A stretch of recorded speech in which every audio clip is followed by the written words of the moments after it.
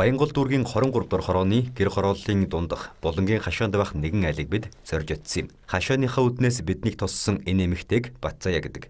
Одоогоос 3 жилийн өмнө бөөрийн дутагдлаг их аюул төвчнөөр нөхрөө алдсан тэрээр өнөөдөр 3-аас 18 насны 4 хүүхэд 79 настай аавыг асарч өрх толгойлон амьдарч байна. Батзаягийн бага охин нь гүрүүвтэй, аав нь байнгын асаргаа шаарддаг учраас түүнд ажил хийх боломж байдаггүй.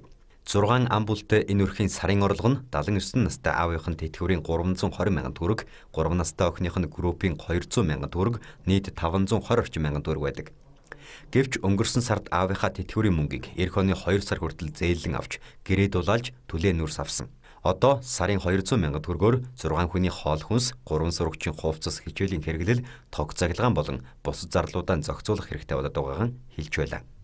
Хэцүү шүү дээ. Тэгэл болохгүй л зүтгэн шүү дээ. Тэгэл нэг сардаа өстө нөгөө хоосоо хоёр итгэвгээр тэгэл нэг жижигэн сажиг хэрэглэн мөнгөгүй л бараг заримдаа сууж идэх шүү дээ. Нэг гутал авчин л одоо 40-50 мянган төгрөг гэж байна. Тэгэл тэр мөнгөнд нь тааруулсагээд нэг 10 эдэн 20 эдэн мянган төгрөгийн гутал мутал тэгэл нэг хөл нүцгэн игээдэл явуулчихгүй шиг тэгжил авч өгч байна. Хоёр том бол одоо өөрсдөө тэгэл нэг томорцсон болохоор чинь тэр олгон нөгөө бас хүний өмсгийг өмсгөл. Тэгэл жоохон муухай юм байвал тэрийг өмсгөө гэж гол шилнэ бас. Заримдаа ч одоо бараг өстө усны мөнгөчгүй тэгэл энэ тэндээс нэг ихчээс хасаа аль нэг 100 төгрөг өгч 200 төгрөг өгч гэл тийм юу ч юм байна шүү дээ бас яг л. Тэтгэврийн хааны хэдэн цаасыг боонд нь аваад тэгэл нэг жоохон юм хом авчдгийг. Тэгээд заримдаа ч одоо хоолгүй хоноо одоо ерөөсөө. Би нэг сардаа нэг 100 мянган цаас нэм хэрэглэнэ. Тэгээ тэр чинь талын авч байгаа шүү би. Одоо энэ тий 200 мянган цаас. Батзаяатай ижил 3-аас дээш хүүхэдтэй өрх толгойлсон 16500 орчим эцэг эх бий. Тэгвэл өчигдрийн засгийн газрын хуралдаанаар өрх толгойлсон эцэг эхчүүдэд улиралд 240 мянган төгрөг, жилд нийт 960 мянган төгрөгийн тэтгэмж олгохоор шийдвэрлсэн юм.